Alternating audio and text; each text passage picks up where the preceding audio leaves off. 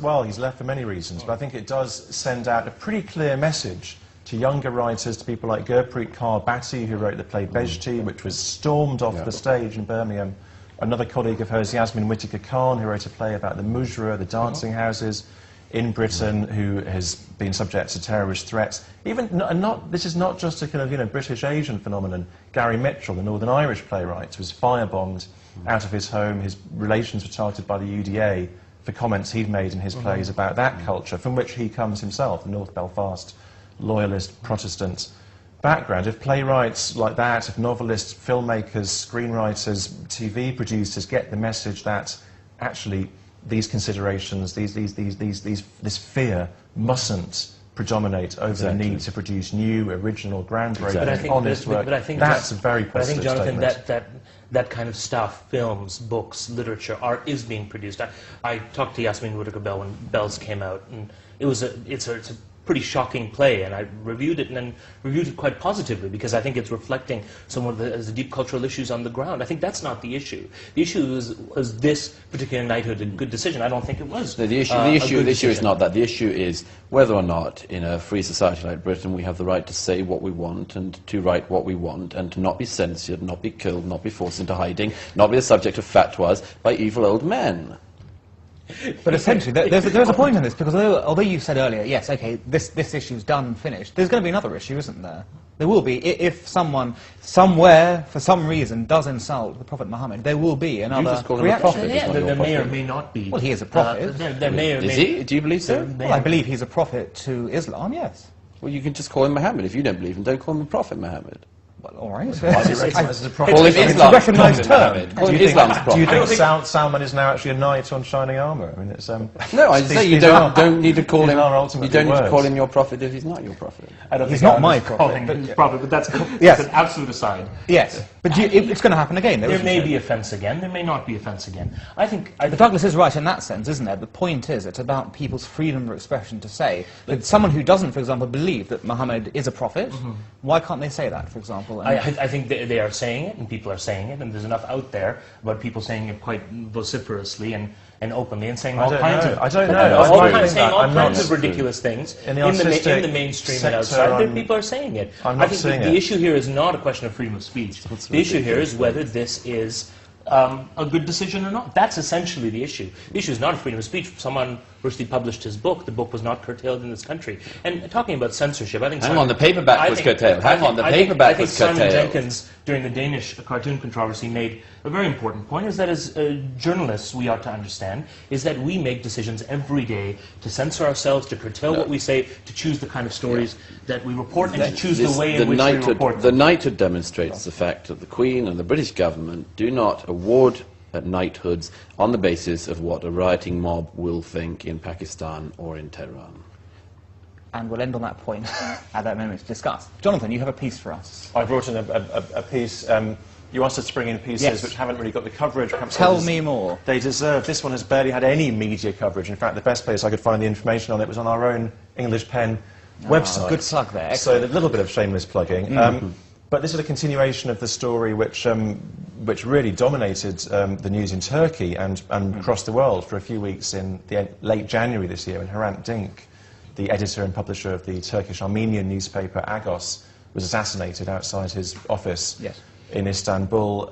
He'd been in the middle of protracted court proceedings for this, what is called Article 301, the Turkish Penal Code, insulting or denigrating Turkishness, for remarks he'd made several years earlier, referring to the Armenian genocide. Now, the shocking thing is that that case continues.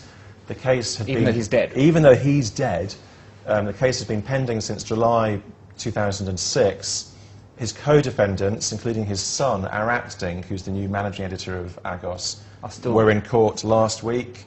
Arat continues to face charges. Whenever now they try to refer to the case, they face further charges, because not only is denigrating Turkishness a crime, but attempting to prejudice the court is also supposedly a crime, and referring to the case in the newspaper is seen as contempt in Turkey. Well, it's an interesting, parallel between the Rushdie case and this, for example. Now, Abu Rahman, what's going on here? Why are we hearing so much about Rushdie, for example, but not about the Hrant Dink? We should be hearing a lot more about this case, and I think the case fits in broadly into a major problem that's going on in Turkey right now, is that the similar articles that are being used against Hrant Dink are the same articles that are being used to protect an arch secular fundamentalist state, and that are seeking to ossify freedom of opinion on many, many levels. And I think what's needed is a reformation of the whole laws around freedom of expression in Turkey, whether it's related to Islam and religion, whether it's related to those people speaking about the Armenian genocide, or we shouldn't forget the fact that Kurdish people who have not been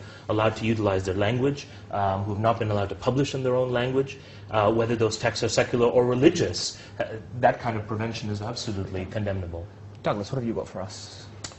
Well, two things quickly, I suppose. One is the interesting news today, a launch at the House of Commons of the Association of Ex-Muslims, which I thought was an interesting meeting and an interesting development, that there are now a group of people who feel confident enough to band together and say that they're not believers, and they are, in the words of Muslims, I suppose, apostates, and they're open about this, and I think that it's a good move. It's a good move when anyone feels that they can say what they believe, and to do so with freedom, impunity, and without fear of threat. So I'd mention that, and I'd also mention the very good and exciting news of the death of Bernard Manning, which I think is a great development this week, and a great success, and a pleasure for Britain. Jonathan, Bernard Manning, freedom of expression, do the two exist there? There is, yeah. This is the thing about freedom of expression. It's a very uncomfortable zone, often to work in. I mean, fortunately, I was never called on to defend Bernard Manning.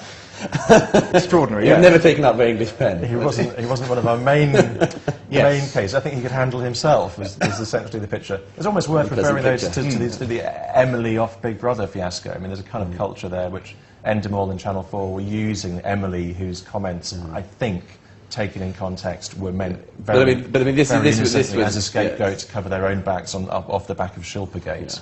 Yeah. And to work on that way. But Andrew Reckman, your piece. What have you Last week, the pieces from the Wall Street Journal, an obituary. It's the death of the great Senegalese filmmaker Ousmane Sembène.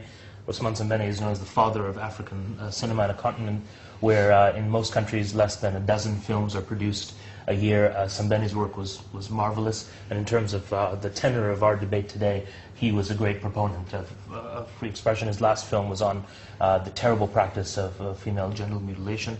He himself was born in a Muslim family, went to a Quranic school, became a Marxist for a time, and then found a happy medium between all those parts. And I think it's a great loss to African cinema. It's a great loss to world cinema. And we just hope that the children of Sembène will continue his magnificent legacy.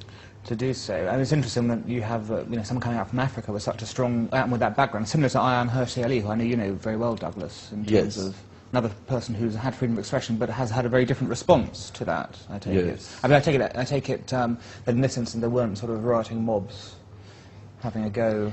You know, what's interesting about Sembène is that there was a lot of really harsh reaction on the streets to his work, but I think now, decades later, there's an understanding that he was reflecting a lot of the social milieu of the time and really trying to advance real arguments about where Africa was going, and he saw cinema as the way to do it, because Africa is this great, sweeping, diverse, colourful place, and it requires almost cinema to capture it in its all its glory.